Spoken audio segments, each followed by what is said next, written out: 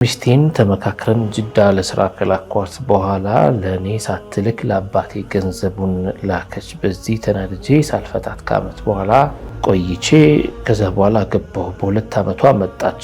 ከመጣች በኋላ ፍታኝ ሳትል ብታገባ ይሄ እንዴት ይታያል? የኔ ኒካህ ወይም የኔ ሰማንያስ እንዴት ይሆናል? ይላል። የኢድ ጊዜ የሚሰጠውን የዘካተል ፊጥራ ብር ባለቤቴ ረስቶ ሳይሰጥ ቀረ። አሁን ምን ማድረግ አለብን ትላለች። እኔ አጅነቢ አልነካም። በወሊድ ሰዓት ግን ያው ታውቁታላችሁ መነካካት ይፈጠራል ማለቷ ነው መሰለኝና ይሄ አላህ ዘንድ ያስጠይቀኝ ይሆን ወይ ትላለች። ያረቂ ወይም የጠላ እያሉ የሚያመጡት የእህል አይነት አለና እሱን መፍጨት ሐራምነት አለው ወይ ይላል። ኸምር ጨርቃችንን ቢነካ ይነጅሰናል ወይ ይላል። የፈጅር ሶላት የአንደኛውን ወይም የመጀመሪያው አዛን ላይ መስገድ ይችላለሁ የፈጅርን ሶላት? ባሌ ጠጥቶ መጥቶ ፈትቼሻለሁ አለኝ፣ ፍቹ ይወድቃል ወይ? ነፍሰ ጡር ሴት ከ7 ወር ጊዜ በኋላ ነፍሰ ጡር ከሆነች ከ7 ወር ከሆናት በኋላ ከባለቤቷ ጋር ግንኙነት መፈጸም ትችላለች ወይ? ብስሚላህ ራህማን ራሒም አልሐምዱሊላህ ወሰለላሁ ወሰለም ዐላ ረሱሊላህ ወዐላ አሊሂ ወሰሕቢሂ ወመንዋላህ። የተከበራችሁ አስፍና ቴሌቪዥን የጠይቁ ፕሮግራም ተከታታዮቻችን ጠይቁ ፕሮግራማችን አሁን ይጀምራል። እስከ ፕሮግራማችን ፍጻሜ ድረስ አብራችሁን ቆዩ። መልካም ቆይታ ይሆንላችሁ። አሰላሙ አለይኩም። ወአለይኩም ሰላም ወራህመቱላህ። ያማን ናችሁ? አልሐምዱሊላህ። እንዴት ናችሁ? አልሐምዱሊላህ። ዛሬም የተለያዩ ጥያቄዎች አሉ ኢንሻአላህ እናቀርባቸዋለን። በ0901 መጨረሻው 09 የተላከልን ጥያቄ ምንድነው የሚለው? ሚስቴን ተመካክረን ጅዳ ለስራ ከላኳት በኋላ ለኔ ሳትልክ ለአባቴ ገንዘቡን ላከች። በዚህ ተናድጄ ሳልፈታት ከዓመት በኋላ ቆይቼ ከዛ በኋላ ገባሁ። በሁለት ዓመቷ መጣች። ከመጣች በኋላ ፍታኝ ሳትል ብታገባ ይሄ እንዴት ይታያል? የኔ ኒካህ ወይም የኔ ሰማንያስ እንዴት ይሆናል? ይላል። አልሐምዱሊላህ ወሰላቱ ወሰላሙ ዐላ ረሱሊላህ ወዐላ አሊሂ ወሰሕቢሂ ወመንዋላህ። የጋብቻ መቼም መቅሱዱ የጋብቻ ዓላማው መጀመሪያ ሰዎች ወደ ትዳር ከመግባታቸው በፊት ማወቅ ያለባቸው ይመስለኛል። ይገባል፣ ማወቅም አለባቸው።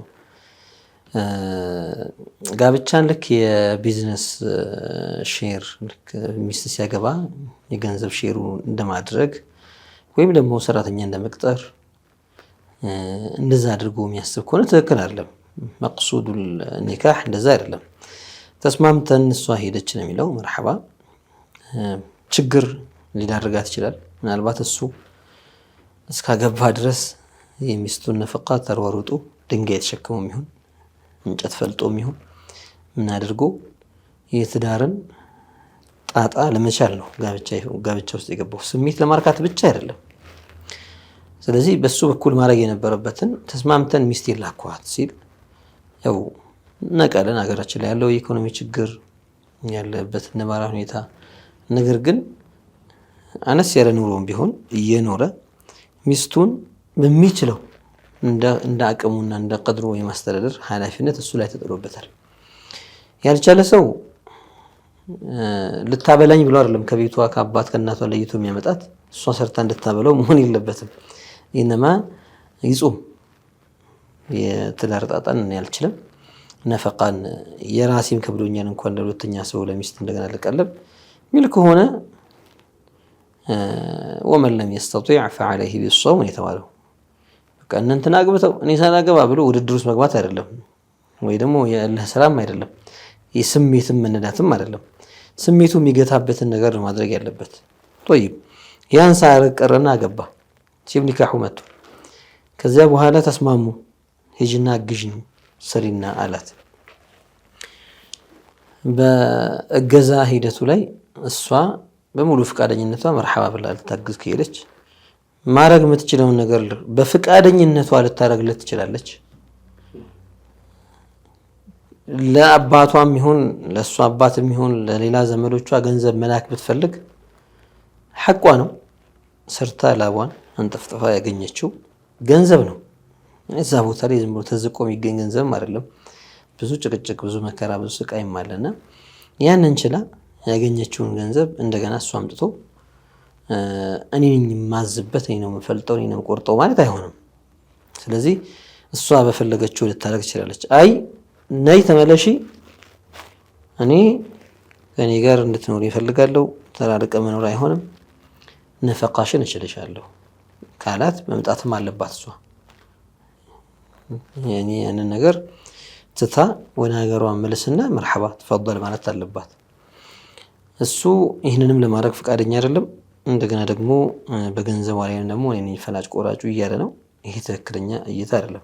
طيب በዚያ ሐል እያሉ ተኮራርፈው እሱም ዘጋት፣ መሰለን ስልኩን አጠፋ፣ ተናዶ ገንዘብ ለከሪ ለመላክ ሽላን ይሳት ለኪ ብሎ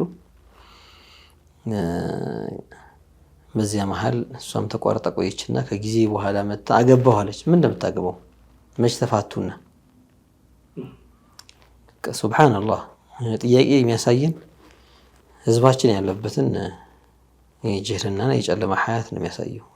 ይሄ መግለጫ ነው ማለት ዓሊሙ በዚህ በኩል ሲጀነኑ ዝርዝር አህካሞች ይተነትናል፣ ይማማራል ከጠለበቱል ዒልም ጋር ተፋሲል ነገሮች። እዚህ ጋር የሚነጋገሩት ነገር እዛ ጋር እየወደቀና እየተከሰተ ግን ሰዎች መጥተው ዒልሙ ለመማር የሚያስፈልገው ቦታ ላይ እኔ የሆነ ቦታ ሆኜ ዳቦ ዝም ብዬ ባመርት በይ ከሌለ እኮ ያኔ ተጠቃሚዋን ሰለር ለግድ ዳቦ የሚፈልጉ ሰዎች መጥተው ዳቦ መውሰድ አለባቸው፣ እኔ ማምረት ብቻ ሳይሆን። እና ይሄ ዒልም እዚህ ጋር ማሻአላህ በዋዲው በየገጠሩ በየመሻይኹ በደንብ ተደርጎ ይዘረዘራል፣ ይፈተፈታል፣ ይተነተናል፣ ይብራራል። ግን ዓመቱና ሴት ነው ያለው። ይሄ አንድ የሱና ቴሌቪዥንም ጥቅም ይሄ ነው። ቢያንስ በየቤታቸው ተቀምጠው ይህንን የጥያቄና መልስ ፕሮግራም ይሁን ሌሎችም የደርስ የሚሰጡ ፕሮግራሞችን መተው ቤታቸውን ትተው አካባቢያቸውን ትተው ሼኾች ጋር መተው መቅራት ለማይችሉ ሰዎች እንደው ኢስዓፍ ለማድረግ ነው። እንደ አምቡላንስ ነው በየቤታቸው ላይ አመጣት እና የሚያሳየው ግን አሳዛኝ ነገር ነው። ክስተቱ ውጭ ያለው ክስተት በነገራችን ላይ እሷ አሁን አንድ ሴት ለብቻው አይደለችም። አሉ እንደዛ የሚያደርጉ ሴቶች ይመጡና ከባላቸው ጋር ተጣላን ይላሉ። መጣላት ፍቺ አይደለም፣ አልፈታትም። ተጨቃጨቁ፣ ብሎክ ነው ማድረግሽ ይላታል ሚስቱን።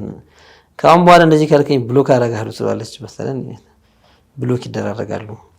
ኒካህ አይደለም ብሎክ የተደረገው የነሱ ወሪ ነው። ቤት ውስጥ አብረው እየኖሩ እኮ የሚዘጋጉ እኮ ይኖራሉ፣ ማይነጋገሩ ይኖራሉ። ኒካህ አለ። طيب ያንን ነገር ምን ተደርጎ ተቆጥሮ ነው ከዚያ በኋላ ሌላ ባል ሄዳ የምታገባው?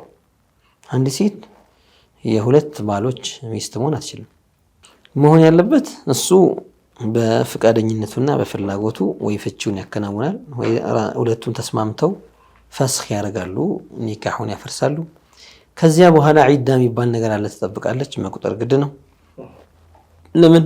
ከሱ ጋር ኖራለች፣ ግንኙነት ነበራት። ስለዚህ ሐታ ተራርቀው ቢኖሩም እንኳን ዓመታት አብረው አልነበሩም፣ 2 ዓመት 3 ዓመት አው ያኒ አንዳንዶች ዒዳ የመጠበቅ ሕክማው ምንድን ነው ሲባል አንደኛ በራአቱ ረሒም ነው፣ ማህፀኗ ከሱ ልጅ ነፃ መሆኑ። ሌሎች ደግሞ ዑለማዎች ተዓቡድይ ነው ሚሉም አሉ። ሌሎች ደግሞ ይሄኛውም አብሮ ነው። ተዓቡድይ ማለት ነው በቃ አላህ ስላዘዘ ጠብቅና ተማግባት ትችላለች፣ ትጠብቅና ማግባት ትችላለች ስለተባለ እሷን ያንን ጊዜ ጠብቆ መጋባት ይችላሉ። ከዚያ ገና ኒካሁ ያለ ማግባት የሚባል ነገር ይሄ ሁለተኛ ኒካህ የተባለው ውድቅ ነው። አንዳንዶች እኔ አልፈልገውም ስላለች ብቻ የተፈታች ይመስላታለች። እኔ ነግሬዋለሁ እንደማልፈልገው፣ አሁን በኋላ አልፈልግህም፣ እሺ ወቅ እንደው ላገባ ነው ትላለች። አዑዙ ቢላህ ምን አርጋ ነው የምታገባው? ዲናችን ልቅ አይደለም። በሰዎች አእምሮ የሚነዳ አይደለም። በሰዎች በግልፍተኛ ሰዎች አካሄድ የሚኬድበት መንገድ አይደለም። የነሱ የራሳቸው አካሄድ እንጂ ዲን አልኢስላም ተብሎ አይወሰድም ይሄ። ስለዚህ እንዲህ አድርገው ከዛ ከአዲስ አገባት ከሚባለው ሰው ጋር ይዋለዳሉ ሁላ ኒካህ ተብሎ ማለት ነው። አንዳንዶቹ ላይ ደግሱላቸዋል። ኒካሁም ያደምቁም አሉ። ወልዓያዙ ቢላህ ይሄ ኒካህ አይደለም ዚና ነው። ለምን ሚን ሹሩጥ የሲሐቲ ኒካህ أن تكون المرأة أي الزوجة التي تكون زوجة خالية عن العدة وعن النكاح كقابتشان نزامون اللبات إلى سوى قبات كونش ولتنيا مستمون هاتشنا كعدة نزامون اللبات عدة وانا مجرسج مون اللبات قال جرسج قطعوا متاسر ميبالو النكاح تبلا يقدر በ0978 44 መጨረሻ 42 የተላከልን ጥያቄ ምንድነው የሚለው የኢድ ጊዜ የሚሰጠውን የዘካተል ፊጥራ ብር ባለቤቴ ረስቶ ሳይሰጥ ቀረ። አሁን ምን ማድረግ አለብን ትላለች። ዘካቱል ፊጥራ በወቅቱ ያልሰጠ ሰው አሁንም ቢሆን መስጠት አለበት። ያው ተሕሪም ወንጀል ላይ ወድቋል። ፀሐይ እስክትጠልቅ ድረስ የዒዱ ቀን ፀሐይ እስክትጠልቅ ድረስ ነበር የሚሰጠው። ከጠለቀች በኋላ ግን መስጠቱ ያው ሰውየውን ወንጀል ላይ ሐራም ላይ ጥሎታል። መስጠቱ ግን ግድ ነው። የ10 ዓመት የ20 ዓመት እንኳን ዘካቱል ፊጥራ ያለበት ያኛው ታልፏል፣ በቃ ተረስቷል ማለት የለበትም። እነዚህን 10 ዓመቶችን ቢሆን አስቦ መውጣት አለበት። የዚህኛው ረመዳን ያለፈ ከሆነ በቃ አሳለፍክብን ተብሎ ከንፈር መጥቶ ዝም ይባልበት ሳይሆን አሁኑኑ ያልወጣው ገንዘብ መስጠት አለበት። ያኒ ወደይኑላሂ አሐቁ አን ዩቅዳ ይላሉ። የአላህ ደይን አላህ እኛ ላይ ግዴታ ያደረገብን መስጠት ያለበት ነገር ከወቅቱ ቢዘገይም እንኳን አሐቁ አን ዩቅዳ ሊከፈል የበለጠ ሐቅ ያለው ነው። ችላ የሚባል የሚተው ነገር አይደለም። ሰው እዚህ ጋር የሚያፋጥጥህ ሰው ስላለ ያበደረህ ከሆነ አንጣ ስለሚልህ ትሰጠዋለህ። ደይኑላህ ሲሆን ግን ማንም አይጠይቀኝም። አሁን ኸሊፋ የለ ነብዩ የሉም መጥቶ የሚከታተለኝ አንጣ ብሎ በግድ የሚቀበለኝ የለም ብለህ እስላማዊ ሸሪዓ ያለበት መንግስት አይደለም የሚያስተዳድረን። ያኔ ማንም ከፈል አልከፈለ የሚታይ ነገር የለም ብሎ ራሱ ቢደበቅ ያው ዋጋውን ያገኛል፣ ይጠየቅበታል። ስለዚህ አሁንም ማንኛውም ሰው ያለፈ ረመዳን ዒዱ እስኪያልፍ ድረስ ራሱን ደፍቶና የተኛ መስሎ ቢያሳልፈውም እንኳን ያንንም ወንጀለኛ ነው ማሳለፉ። አሁንም ቢሆን ካልሰጠ ደግሞ ወንጀለኛ ስለሚሆን መስጠቱ ግድ ይላል ማለት ነው። በ0947 መጨረሻው 66 የተላከልን ጥያቄ ሰላም አለይኩም፣ እኔ አጅነቢ አልነካም፣ በወሊድ ሰዓት ግን ያው ታውቁታላችሁ መነካካት ይፈጠራል ማለቷ ነው መሰለኝና ይሄ አላህ ዘንድ ያስጠይቀኝ ይሆን ወይ ትላለች። ምናልባት በወሊድ ሰዓት ወንድ ምናምን ሐኪሞቹ ሊሆን ይችላል ወይም ደግሞ ሌሎች። ያው በሸሪዓው በአዋላጅ ጉዳይ ወይም በሕክምና ሌሎችም የዒላጃዊ ጉዳዮች ላይ ወንድ ሳይሆን ሴቶችን ሴት ለሴቶች ያው ሴቶች ሲወልዱ ወይም ሲታመሙ ሴቶችን ቅድሚያ ይሰጣል። መጀመሪያ ሴቶች ያክሟቸው፣ ሴቶች ያዋልዷቸው። ግን ላይኖር ይችላል ወይም በሕክምና ተብሎ ከተወሰደ ያኛው የበለጠ ማሂር ሊሆን ይችላል፣ የበለጠ የተሻለ ሊሆን ይችላል። ሌሎቹ ሴቶቹ ልምዳቸው ብዙም ደከም ያለ ሊሆን ይችላል። በእንዲህ አይነት ሁኔታ እዚያኛው ጠቢብ ጋር እዚያኛው ሐኪም ጋር መሄዷ ፍቃድ ያሰጣታል። ይሄ በመሄዱ ጉዳይ ነው፣ እሱ ጋር በመታከሙ ጉዳይ ነው፣ ማየት ያለበትን ክፍል በማየት ጉዳይ ነው። ያኔ ያለ ዐውራ ምንድነው ያለ ጨርቅ ያለ ልብስ ያንን አካል ማየት ያለበትን የሰውነቷን አካል ለማየት የሚያስፈቅዱ ምክንያቶች ካሉ ማለት ነው። መንካት ምን ጋር ስንመጣ መንካት ግን በሰውነቱ ቀጥታ መንካት የሚያስገድድ ሁኔታ የለም። በአብዛኛው ጥንቃቄ ያላቸው ሐኪሞች ማንኛውንም ሰው ሊያክሙ ሲፈልጉ ለገና ፈሕስ እንኳን ምርመራ እንኳን ላይ እንኳን ምንድን የሚያደርጉት ጓንት ይለብሳሉ። ሐኢል ነው። ጓንት ካደረጉ በኋላ ፕላስቲክ ጓንት ነው፣ ሙዓቀብ ነው። ያኔ በሽታ እንዳያስተላልፍ ጥንቃቄ የሚደረግበት ወይም ደግሞ አሁን በሚጠራው ቋንቋ ባክቴሪያዎች ምናምን የሌሉት በደንብ ጥንቃቄ የተደረገበት አይነት ጓንት አድርገው ወንዱ ሐኪም ሴቷን ሊያክም ሲል በጓንት ነው። ይሄ የተለመደ ነው። የሚዘናጋና ያለ ጓንት በቀጥታ ሰውነቷን ለመንካት የሚፈልግ ካለ ጠያቂያችንም ይሁን ትሁን ሌላም ሴቶች ምንድነው ማድረግ ያለባቸው?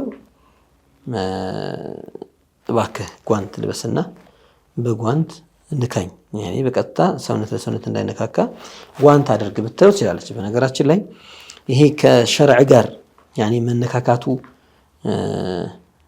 ክልክል ከመሆኑ ባሻገር ከዚህ አንጻር ብቻ ሳይሆን የምናየው ከራሷ ከበሽተኛዋ የሚሆን ከታማሚዋ ልትወልድ ከሄደችዋ ሴት አንጻር ዘመኑ ከሚፈቅደውና ሐኪሞችም ማድረግ ከሚገባቸው ጥንቃቄዎች ተነስታ እኔ በእጅህ ሳይሆን ጓንት አድርገህ እንድታክመኝ ነው የምፈልገው ብትል ትችላለች።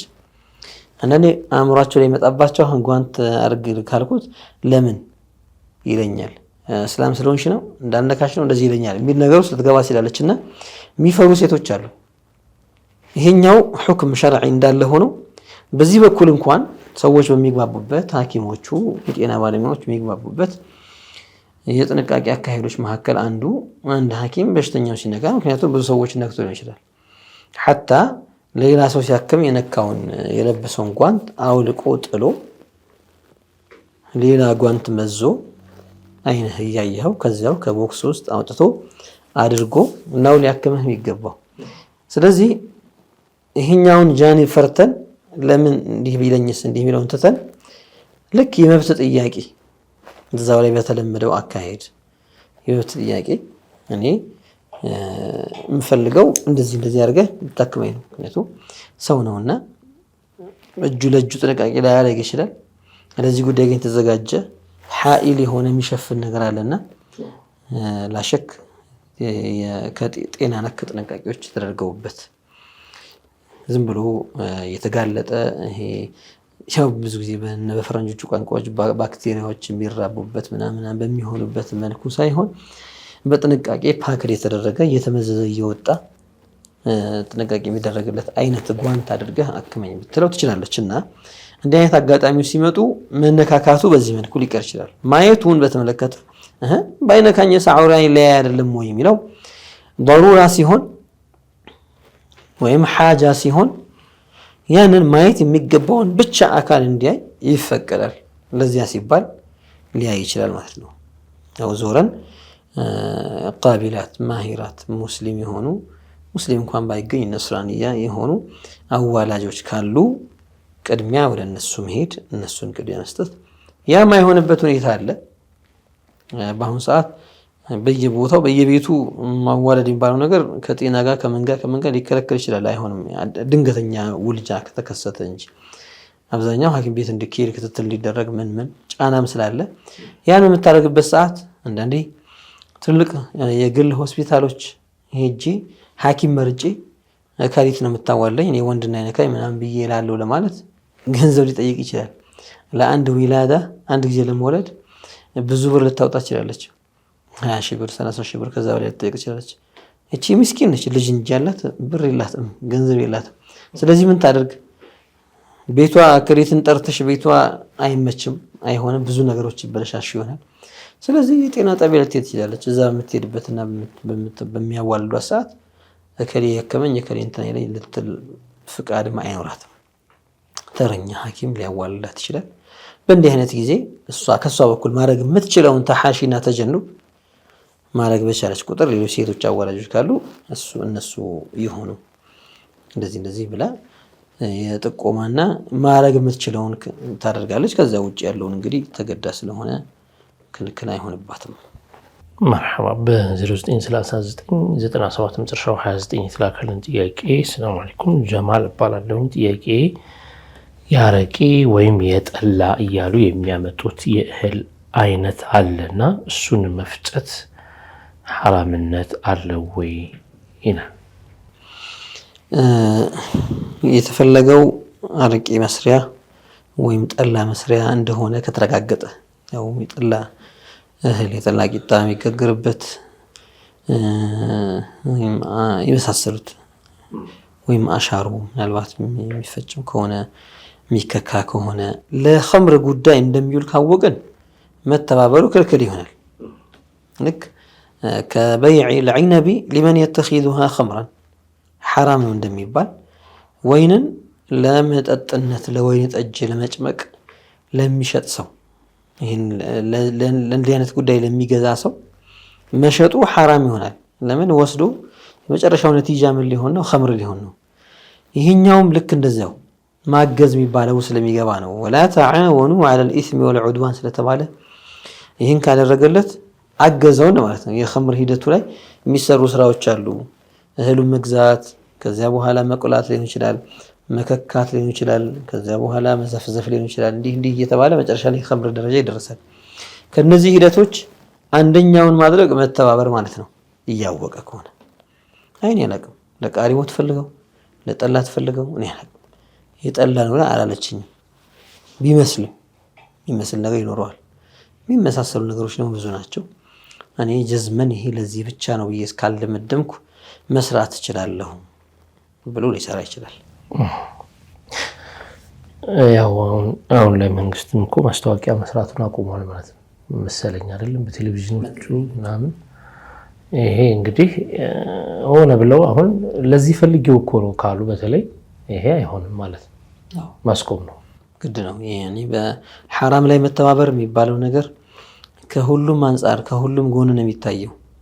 አንዳንዶች ኸምር የሚጨምቀው ሰውዬ ብቻ ወንጀል ላይ የሚወድቅ ይመስለዋል። እንደዛ አይደለም። ለሱ ወይኑን የሚሸጥለት ሰውዬም ለኸምር እንደሆነ እያወቀ የሚሸጥለትም ሰውዬ ሐራም ላይ ይወድቃል። መሳሪያ የሚሸጥ ድርጅት ቢኖር ተቋም ቢኖር ወይም ሲላሁል አብያድ የሚባለው ስለት መሳሪያዎች እሳት ማይተፉ ቢሆኑ ኺንጀር የሆነ ጩቤ የመሳሰሉ ሳንጃ ነገር መሰለን እየሸጠ የሆነ ሰው መጥቶ ገዛው። ለምን እንደሚገዛው አወቀ። የሚገዛው ሰው ሊወጋበት ነው። ለዚህ ሰውዬ መሸጥ ሐራም ነው። አልሸጥልህም ይለዋል። ለምን? ለሐራም ስለምትፈልገው። አንተ እኮ አይደለም እኔ እኮ ነው የምወጋው ሊለው ይችላል። አዎ፣ ግን ለሚወጋ ሰው ለዙልም ለሚፈልገው ሰው መሸጥ ማለት መተባበር ማለት ነው። አቀብለው ይባልም ለዚያ ሰውዬ ማቀበል መተባበር ነው። ሁሉም እንደየደረጃው ጭኑለት የሚሄደውም ሰው የተሸክመው ይዞ የሚሄደውም ከሆነ ያም እንደዚያው መተባበር ነው ይባለው። አሷሩም ጨማቂውም ፍሬም ይለየውም እቃ የሚያጥበውም ለዚህ ጉዳይ የሚያዘጋጀውም ሁሉም በዚያ ላይ የተባበሩ ይሆናሉ። ተመልካቾቻችን የምትከታተሉት ጠይቁ ፕሮግራማችንን ነው። አሁን የራት ሰዓታችን ላይ ደርሰናል። ካፍታ ቆይታ በኋላ ተመልሰን እንመጣና የቅርብ ጥያቄዎችን እንከታተላለን። ርቃችኋችን ይጠብቁ፣ እንመለሳለን ኢንሻአላህ።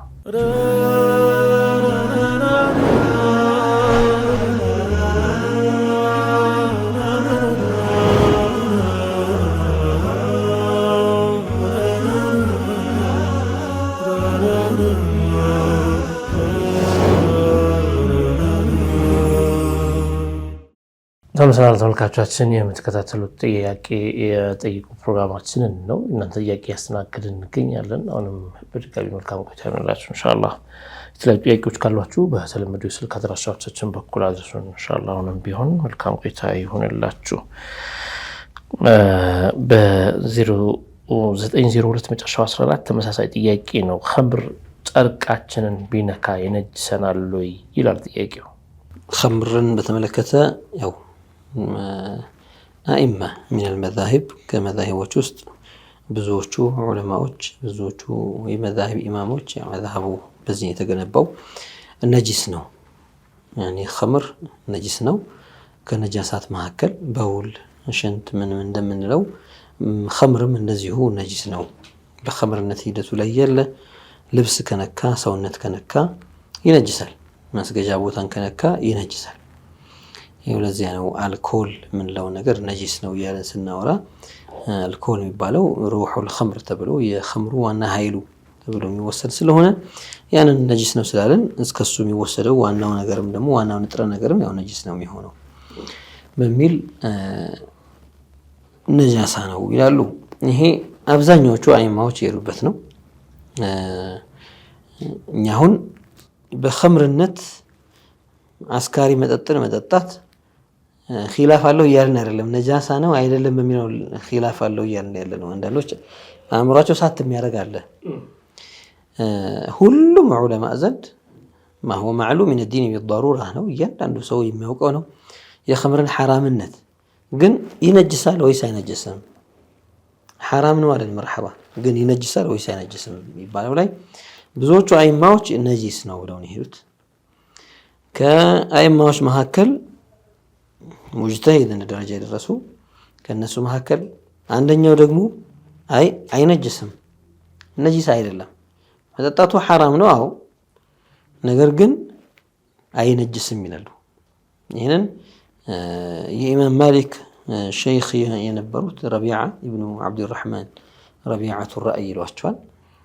እኚህ መዝሀባቸው እንደዛ ነው።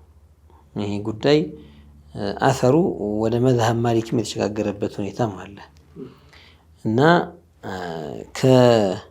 በሳቸው እና በአምሳያዎቻቸው ይህንም ይዘው የሄዱ ሰዎች አባባል ዑለማዎች አባባል ኸምር ነጂስ አይደለም።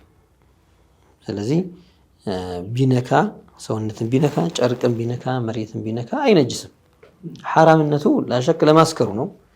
ከማስከሩ ጎን ለጎን ግን ነጂስ ነው ሲባል አንዳንድ ተናውላቸው ሐራም የሆኑ ነገሮች አሉ። ለምሳሌ ሐሺሽ፣ ለምሳሌ አደንዛዥ እጽ መውሰዱ ሐራም ነው። ነገር ግን አደንዛዥ እጽ ሰውነቱን ቢነካው ይነጅሷል አይነጅሰው? ያኔ እንደነ ረቢዓቱ ራእይ ያሉ ዑለማዎች ይህንንም እንደዛ ነው የወሰዱት። መጠጣቱ ሐራም ነው ግን ቢነካ ግን አይነጅስም ብለው የሄዱበት ሁኔታ አለ።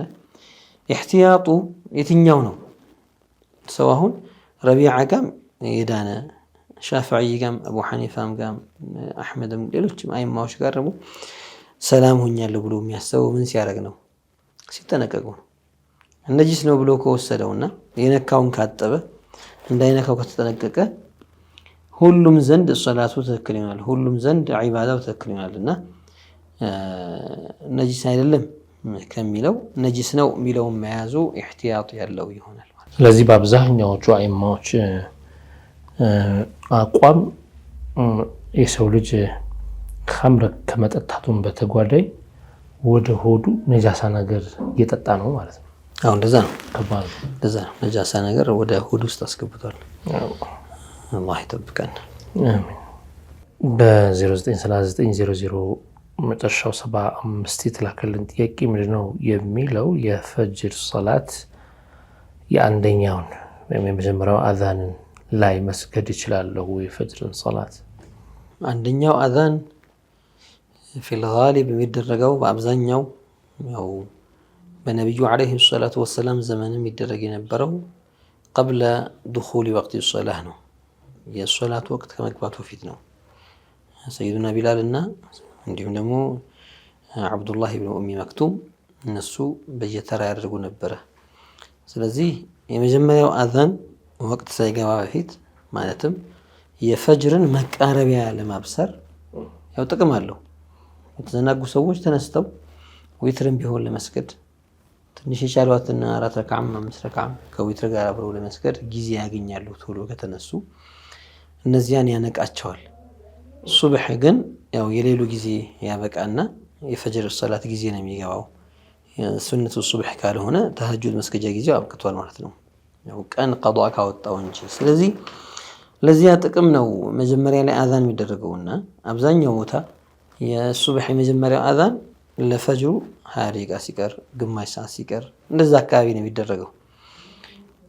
ስለዚህ ገና ፈጅሩ አልገባም። ፈጅር እስካልገባ ድረስ ሶላቱ ሱብህን መስገድ ደግሞ አይሆንም።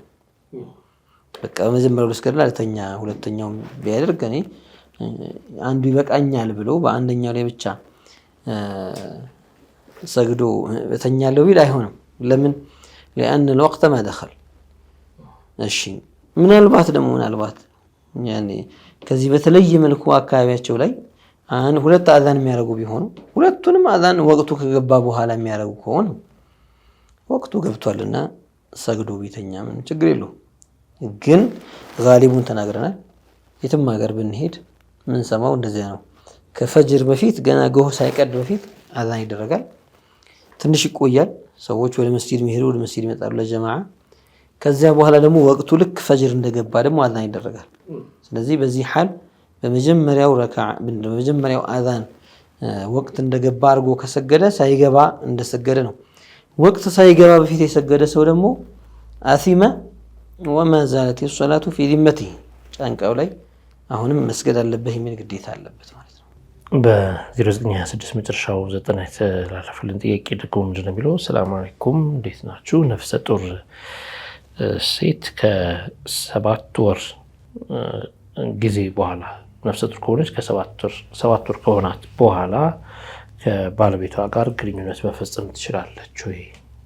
እርጉዝ ከነፍሰ ጡር ከሆነች ሴት ጋር ግንኙነት መፈጸምን ለጉዳት እስካላጋለጣት ድረስ ወይም እስካልጎዳት ድረስ የሚከለክል ነገር የለም።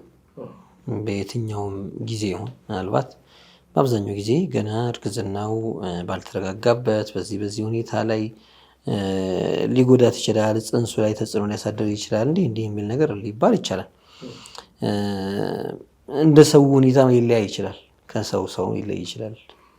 ከማህፀን ሊለያይ ይችላል።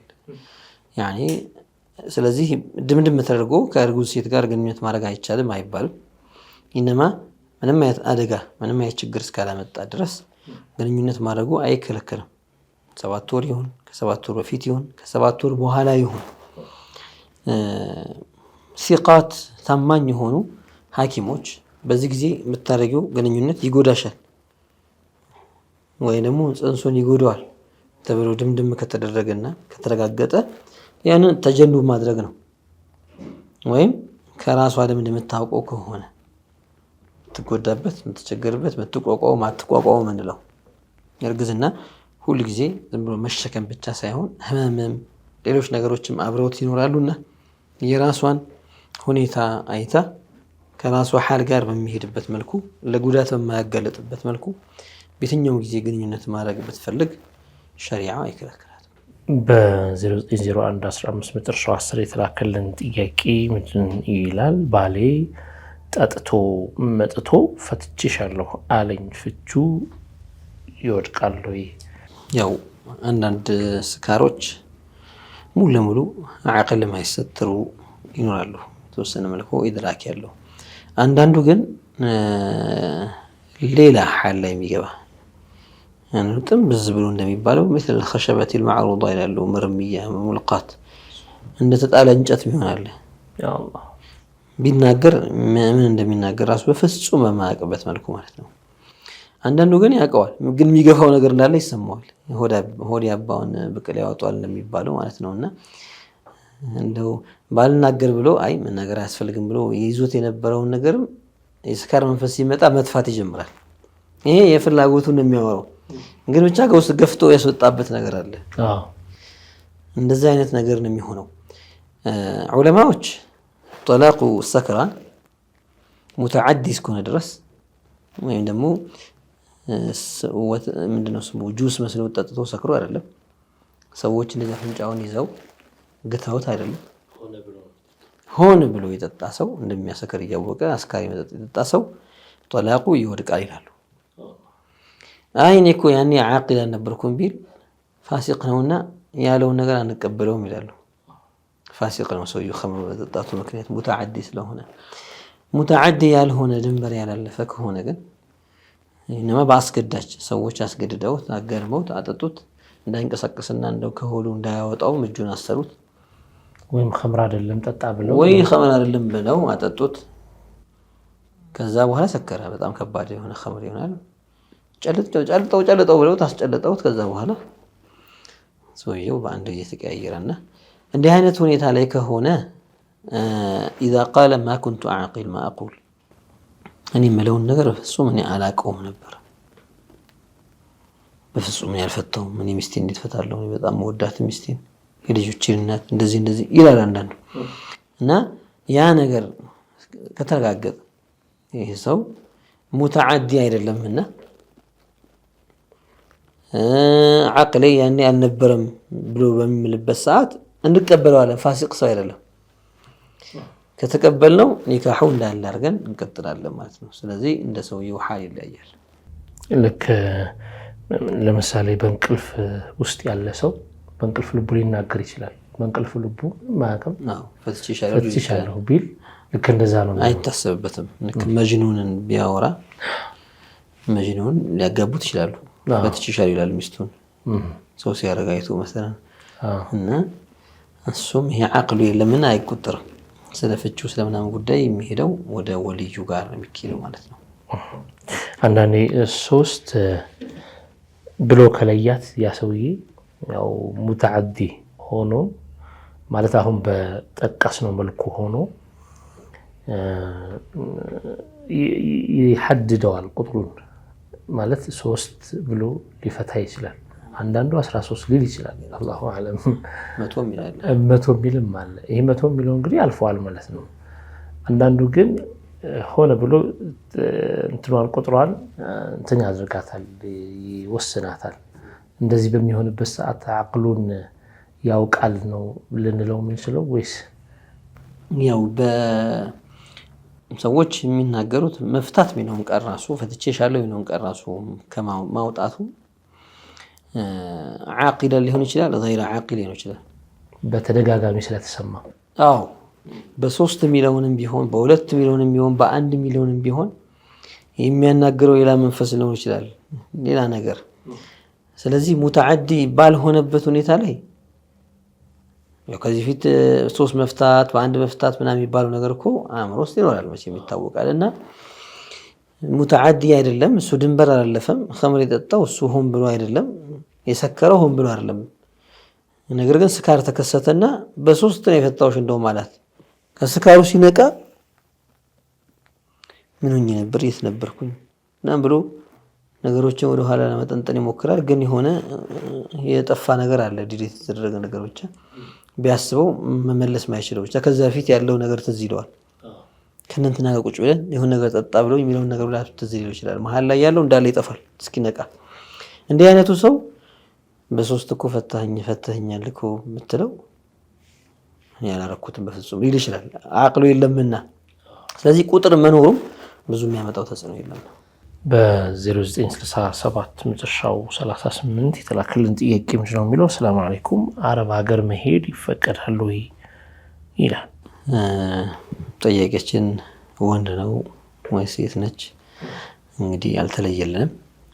ለሁለቱም ይኸው መልስ እንመልሳለን። አረብ ሀገር መሄድ አንደኛ ለምን? ለስራ ነው፣ ለጉብኝት ነው፣ ዚያራ ነው። ከአረብ ሀገሮች መካከል መካና መዲና ትገኛለች። ለዑምራ ለሐጅ ልኬድ ይችላል። ምናልባት ያው በተለመደው አኳኋን እንውሰደውና አረብ ሀገር መሄድ ሲሉ ሴቶችን ወደ አረብ ሀገር መላክ በሚል ወይ ደግሞ ራሷ መሄዷ በሚል እንውሰደው። ያው ወንድ ከሆነ የሚሰራው ነገር ሄዶ የሚሰራው ነገር ሐላል ይሁን እንጂ ወንጀል አይነት ስራ አይስራ እንጂ።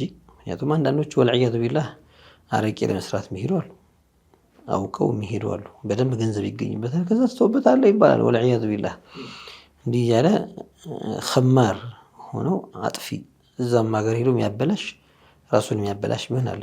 አይ ከዛ ጋር ይያዝም ከብት መጠበቅ ነው ይችላል። ሸርዓን ጠብቆ ማለት ነው። አቅድ ይኖራቸዋል፣ ውል ይኖራቸዋል። ይህን ያክል እንሰጣለን ብለውት ሹፌር ሊሆን ይችላል፣ ሌላም ቢሮ ሰራተኛ ሊሆን ይችላል። ኢላ አኺሪ ምንም ችግር የለም። በወንድ በኩል ሴት ጋር እንምጣ። ሴት መሄዷ ይቻላል ወይ? ሙስሊም ቤት ተቀጥራ ለመስራት የቤት ስራዎች እንደሚባሉት ማለት ነው። ቤት ውስጥ የሚሰሩ መኖሪያ ቤት ውስጥ የሚሰሩ ስራዎች ትችላለች ወይ? መሄዱን በተመለከተ እሷ ለስራ ተስማምታ ተዋውላ ሄዳ እዛ ተቀጥራ ለመስራት እዚህ ላይ ምንም ችግር የለው፣ ክልክል ነገር አይደለም። ያካሄዱን ሁኔታ ብቻ ነው። ያኔ ስትሄድ እኮ ያለ መሕረም ነው የምትሄደው፣ ብቻዋን ነው የምትሄደው። አብሯት መሄድ ዘመድ የለም፣ ባል የለም፣ ወንድም፣ ልጅ مثلا አጎት፣ አያት፣ ማንም ሰው አብሯት አይሄድም። ስለዚህ አሁን ጥያቄው ምንድን ነው? ጥያቄው አሰፈሩ ቢላ መሕረም ነው። ያኔ ሴት ልጅ መሕረም ሳይኖራት ከአዲስ አበባ ተነስታ እስከ ጅዳ ድረስ፣ ከአዲስ አበባ ተነስታ እስከ ዱባይ ድረስ የመሳሰሉት ቦታዎች መሄድ። ይሄ ከሆነ ጥያቄው هل هي مضطرة አምላ ሚሉን ያለን ኢጥራር ያለባት ሴት ነች። ከምንም እዚህ አልሆንላት አለ ተቸገረች። የታመመች እናት ልትኖራት ትችላለች። ችግረኛ አባት ሊኖራት ይችላል። የምታግዘው የምታደርግበትን ነገር አጣች። መላቀጡ ጠፋት። እዚህ ሀገር ለስራ ብትል በፍጹም አይሆንም። ለራሷም እንኳን የሚበቃት አይደለም የምትቀበለው። ስለዚህ ሙጠራ ነኝ መሄድ አለብኝ። ሰውስ ማን ከኔ ጋር አብሮ ይሄኛል? የእሱን ልከፍል ደግሞ እንደገና የምችልበት ሁኔታ የለም። እሺ ብሎኝ ከኔ ጋር የሚሄድም ሰው የለም። አሁን ይሄ ወደ ጢራር እየተኬደ ነው። በቃ ሙጠራ ነች ወደሚለው ሙጠራ በምትሆንበት ሰዓት ያ ክልክል የነበረው ነገር ለችግሯ ሲባል ፍቁድ ይሆናል ማለት ነው። ከዚያ ባሻገር እንደው ይሄ ነገር በአብዛኛው አይታይም።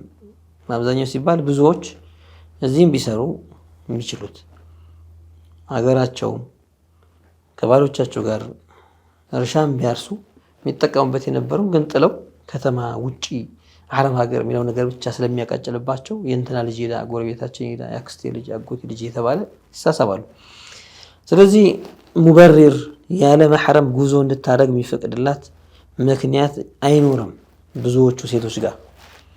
እንግዲያውስ መሄዷ መጓዟ ሐራም ይሆናል። የት እስክደርስ ድረስ ነው? ሄዳ የሆነ አገር ላይ ሙቂም እስክትሆን ድረስ ጉዞውን ነው። አገር አቋርጣ በረሃ አቋርጣ በመኪና ቢኬድ ለምሳሌ በአውሮፕላን የሚኬድ እዛ ቦታ ከሄደች በኋላ እዛ አገር መኖር ስትጀምር አሁን ሙሳፊራ ነች አትባልም። አገር ቀይራለች። አገር ስትቀይር ግን ጉዞ የተጓዘችበት አካሄድ ሐራም ነበረ ተብሎ ይወሰዳል። ግን እንደ ሌሎች ከፊል ዑለማዎች እንደው መላም ያደረጉለት እንዲህ አይነቱ ጉዳይ የበዛ ስለሆነ አላፍ ነው የሚሄደው። ይህንን ነገር ከፊል ዑለማዎች ጀማዓ ሚነን ኒሳ ሆነው ጉዞ መውጣት ይችላሉ። ጀማዓ ሚነን ኒሳ ሆነው ይላሉ። على مقتضى مذهب الإمام أحمد بن حنبل በሳቸው ሌሎችም ይጠቅሱታሉ ይሄን መስአላ። ጀማዓ ከሴቶች ጀማዓ ጋር ከሆነች ግን ይቻላል ይላሉ። አቀሉ ጀማዓ የሚባሉት ስንት ሲሆን ነው ሲሉ ከፊሎቹ አንዲት ሴት ከጀማዓ ጋር ሆና መሄድ ትችላለች ስለተባለ 4 መሆን አለባቸው ሲሉ፣ አይ ሌሎች ደግሞ 3 ይበቃል። ያው በሷ ምክንያት ጀማዓ ሆኑ እነዛ አይተዋወቁም ግን አንተ ሰበስ ያው ሸርጡ ሲቃት መሆናቸው ዛሂሩ ለዓዳላ የሚታይባቸው መሆናቸው በእነሱ በሴት መርሐላ ያ ምን አለበት ፋሲቃ ዋጋ ምናምን ሳይሆን ማለት ነው። ያንን አንድ ላይ ግሩፕ መስርተው ሊነሱ ሲሉ ሊሆን ይችላል። ከአዲስ አበባ ሊሆን ይችላል። አንድ አውሮፕላን ይዟቸው የሚሄደው ጀማዓዎች አሉ። አረጋገጡ በጀማዓ ሆነን የምንጓዘው አሁን አንድ ላይ ጀማዓ አለን ብለው ያንን ካሰቡ ያ ነገር ያቀልላቸዋል ማለት ነው። በዚህኛው መዝሀብ ጉዞዋን ሌሎች ከዚህ አለፍ ብለው ይጠይቋሉ። እሺ አሁን ጀማዓ ሚነን ኒሳእም የለም ካፊሮች የሞሉበት ፕሌን ውስጥ እሷ ብቻዋን ወይም ከአንዲት ሴት ጋር ነበሩ ሙስሊሞች። በዚህ መልኩ ነው የተጓዘችው። አሁን በዚህ ጉዞዋ ሐራም ላይ ስለወደቀች ሙጠራ ሳትሆን ስለሄደች በጣም ቸግሯት ሳይሆን ስለሄደች ከዛ እዛ ከደረሰችን በኋላ የምትሰራው የምትከስበው ገንዘብ የሐራም ገንዘብ ነው ወይ ይባላል ሲባል አይ አንዳንዶች በሐራም አካሄድ ስለሄደች እዛ ከደረሰች በኋላ የምትሰራው ስራ ሐራም ነው የሚሉት አሉ። አይ እኛ ሐራም ያለው ጉዞን ነው። ከጉዞ በኋላ ያለው እዛ ቦታ ላይ አመት 2 አመት 3 አመት ቆይታ የምትሰራው የላቧን ነው የምታገኘው። ከሰዎቹ ጋር በተዋዋለችው መሰረት ውሏን ጠብቃ ስራዋን ከሰራች ማድረግ ያለባትን አድርጋ እነሱ ሊከፍሏት የተስማሙትን ገንዘብ ከከፈሏት ሐላል ይሆንላታል። እንድትሰራው ያዘዟትን ነገር ሳታደርግ ወይም ደግሞ የታዘዘችውና የተስማማችበትና ውል ያደረገችበትን ነገር ሳታደርግ ሸፋፍና ገንዘብ ስጡ የምትላቸው ግን ያልሰራችበትን እየጠየቀች ነውና ሐራም የሚሆነው እንዲህ አይነት ሙዓመላ ውስጥ ትገባ ነው። ጉዞዋ የሐራም አይነት ጉዞ ስለሄደች አይደለም። ስለዚህ ሁለቱም መለየት የምትሄድ ስትሄድ ጉዞ ከየት እስከየት ነው? ከአዲስ አበባ እስከ ዱባይ ሊሆን ይችላል፣ مثلا እስከ አቡ ዛቢ ሊሆን ይችላል፣ ከአዲስ አበባ እስከ ሪያድ ሊሆን ይችላል። ይሄ ጉዞ ያለ መሕረም ያለ ጀማዓ ሚነን ኒሳ على قول ጀማዓ ሳይኖር ሙጠራ ሳትሆን ሶስቱም ሳይኖሩ ምንም የሚያስፈቅድላት ምክንያት ሳይኖር ሄደች። ጉዞዋ ሐራም ነበር እንላለን። ከጉዞዋ በኋላ ግን አገሩ ላይ ሄዳ ሙስተቂራ ሆና ስራዋ መከሰብ ጀመረች። ይሄ ገንዘብ ከሐራም የመጣ ገንዘብ ነው አይባልም ማለት ነው። መርሐባ ዶክተር፣ የተለያዩ ጥያቄዎች ነበሩ። ከሰዓት አንፃር እዚህ እናቆማቸዋለን። ለሰጣችሁ ሸሪዓ ምላሽ ባረካላሁ። ተከብራችሁና የተወዳጁ ተመልካቾቻችን የተመለከታችሁ የነበራችሁት ወይም የተከታተላችሁ የቆያችሁት ጠይቁ ፕሮግራማችንን ነበረ። የእናንተን ጥያቄ ስናስተናግድ ነበረ። ጥያቄው ምላሽ እየሰጡን የነበሩት ዶክተር ሼክ አቡበክር ሱሌማን ነበሩ። አብራችሁን ስለነበራችሁ እጅግ እናመሰግናለን። የፕሮግራማችን የለም ጁምዓ ምሽት 3 ሰዓት እንዲሁም ደግሞ ቀን 7 ሰዓት እሁድ ዕለት ወደ እናንተ የሚቀርብ ሲሆን በተመረጡ ቀናቶች እነዚህ ሁለት ፕሮግራሞች ይደግማሉ። አብራችሁን ስለነበራችሁ ስለተከታተላችሁን እጅግ እናመሰግናለን። ሌሎች አሱና ፕሮግራሞች ይቀጥላሉ። እኛ ከወዲሁ እንሰናበታለን። ሰላም አለይኩም ወራህመቱላሂ ወበረካቱሁ።